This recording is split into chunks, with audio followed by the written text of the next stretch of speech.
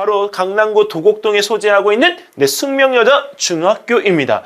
자, 숙명여중, 우리가 특목고 진학하는 여학생들이라고 한다면 이 숙명여중에서 특목고에 진학을 갖다가 꿈꾸는 경우들이 많은데 숙명여자중학교에 이 시험 문제가요, 결코 쉽지가 않습니다. 자, 그래서 이 숙명여자중학교의 과학 내신 문제와 그 다음에 우리가 어떻게 준비를 갖다 하면 좋은지 간단하게 짧은 시간 동안 정리를 해보겠습니다.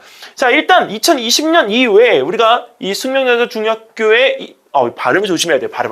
정말 이게 발음이 왜 이렇게 꼬이죠? 숙명여자중학교에 입학하는 학생들의 이 학습적인 경향이요, 일단 특목고 중심의 학생들이 많이 모이는 추세이기 때문에 뚜렷하게 선행의 추세가 지속되고 있습니다. 오히려 선행에 대한 평균치의 정도가 높아졌다라고 해야 될까요? 자, 그다음에 내신과 수행 비교과까지 정말 치열하게 준비하는 학교이기 때문에 내신 한 가지만 잘한다고 해서 뚜렷하게 내가 승기를 잡을 수 있는 건 아닙니다. 자, 하지만 이 특목고 진학에 유리한 이 이점 때문에 우리가 여학생들이라고 한다면 숙명여중에 가서 전투적으로 공부를 하는 게 맞다라고 생각이 됩니다.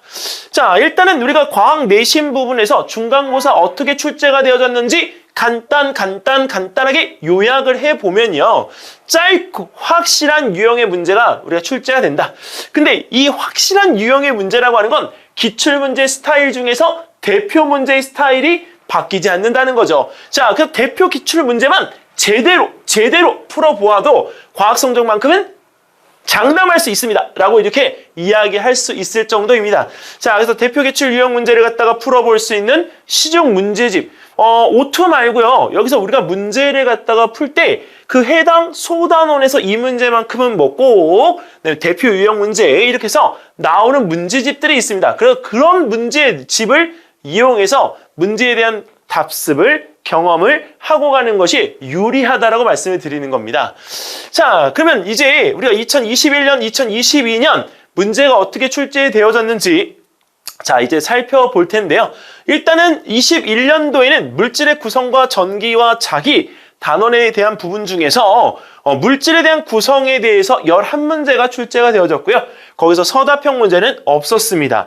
근데 이 전기와 자기에 대한 부분은 아마 이 중간고사 때 있었던 것 같은데 사실적으로 그 부분에 대한 자료 구성이 없어서 이 부분에 대한 문제의 구성은 우리가 알아볼 수가 없었습니다. 그래서 여기서 문제에 대한 비교를 갖다 할 때는 물질에 대한 구성에 대한 부분들만 서로 비교치를 두었습니다.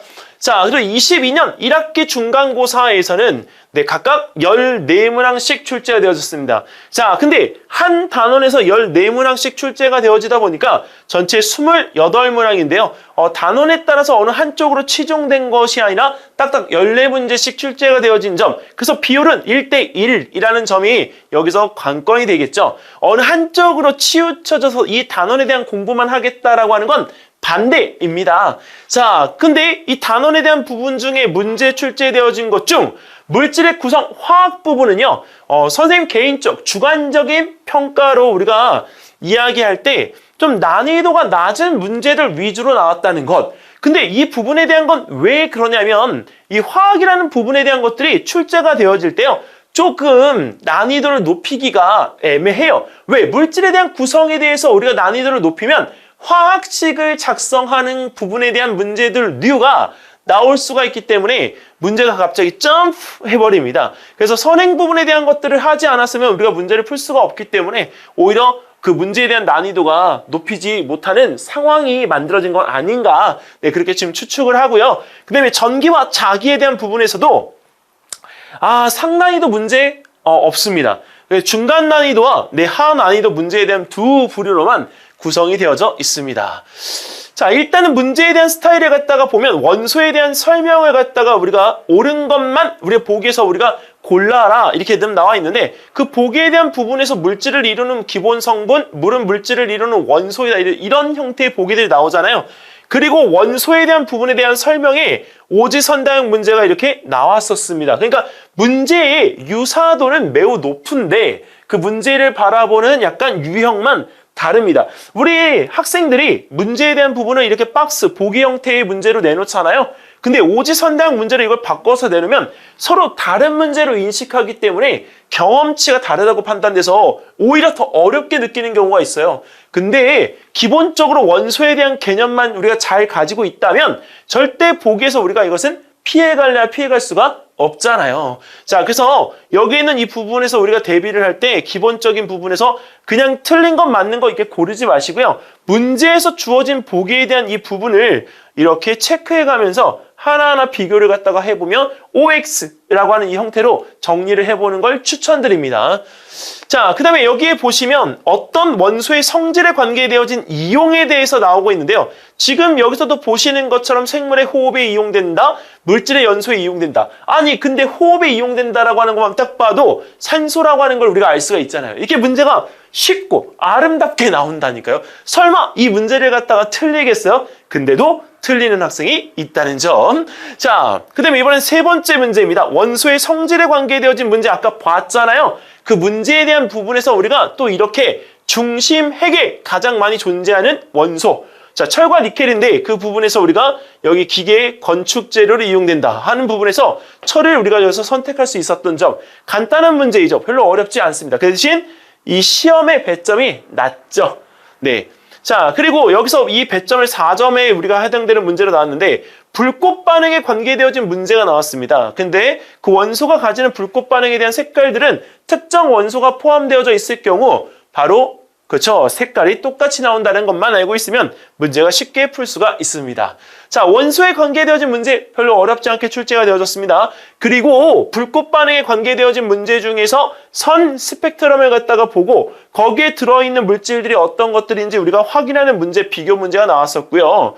자, 그리고 이 부분에서 우리가 칼륨과 그 다음에 우리 황산, 구리에 우리가 그렇죠. 이동하는 부분에 대한 전극의 위치가 어디인지를 나타내는 문제가 나왔는데 사실 이 전류를 흘려주었을 때 이게 이동하는 이온에 그 관계되어진 문제는 어느 학교든지 간에 우리가 매번 나옵니다. 그래서 이 문제만큼은 우리가 반드시 알고 시험 대비를 해야 되는 문제이기 때문에 숙명여자중학교만의 문제는 아닙니다. 그러니까 대표적인 기출문제들이기 때문에 이런 문제를 놓치지 않았으면 좋겠다라고 말씀을 드리는 거예요.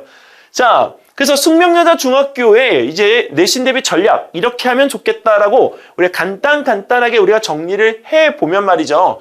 학교 전년도 기출문제 범위 우리가 달라서 다른 학교에 대한 부분의 문제가 좀 참고를 갖다 해야 된다. 근데 이 얘기는 무슨 얘기냐면 올해 1단원, 2단원 아름답게 나오면 좋겠지만은 그 전해에 우리가 물질의 구성 단원에 대한 부분만 시험 단원으로 책정이 돼서 공부를 갖다 했었기 때문에 시험을 봤었기 때문에 올해 같은 경우에도 1단원과 2단원이 아니라 1단원과 4단원 또는 1단원과 3단원 이렇게 우리가 문제의 출제 범위가 될 수가 있습니다. 그래서 지금 현재 학교에서 공부하고 있는 단원에 대한 부분을 명확히 확인하시고 그 부분에 대한 문제를 다른 학교들 문제로 깔끔하게 풀어보시면 좋을 것 같아요.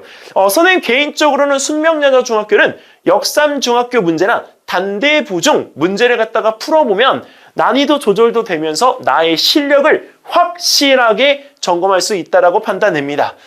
자, 여기는 중동중하고 휘문중학교인데 이게 남자 중학교잖아요. 근데 그 부분에서 역삼중하고 단대부중하고는 좀 다른 게 뭐냐면 문제의 난이도가 좀 낮습니다. 그러니까 중동중학교, 휘문중학교의 문제를 내가 만약에 쉽게 풀었다면 난이도를 높이기 위해서 역삼중과 단대부중의 깔끔한 문제들을 이렇게 한번 풀어봤으면 좋겠다는 의미로 설명을 드린 겁니다. 자, 그 다음에 문제 난이도가 단원마다 구별되어집니다. 그래서 우리가 1단원은 화학 부분이어서 아까도 얘기했죠. 많이 쉽고 그 다음에 2단원의 물리 부분은 전기와 자기여서 문제가 어렵게 출제가 되어질 수도 있음에도 불구하고 쉽게 출제가 되어졌다. 그래서 상 난이도 문제는 별로 없고 중간 난이도 문제에 조금 나온 형태의 문제들로 구성이 되어졌더라. 자, 하지만 올해 23년 1학기 중간고사 문제는 왠지 난이도가 조금 조절되어진 형태로 출제가 되어지지 않을까. 그리고 이 숙명여자중학교는요, 어느 순간부터 지극히 이과적인 성향의 학생들이 많이 모여들었기 때문에 문제에 대한 난이도 조절이 만약에 안 됐을 경우에, 조절에 실패했을 경우에 극과 극으로 많이 격차가 벌어질 수가 있는 단점이 있습니다. 그래서 과학 공부만큼은 충분히 꼭 하시고 가셨으면 좋겠습니다.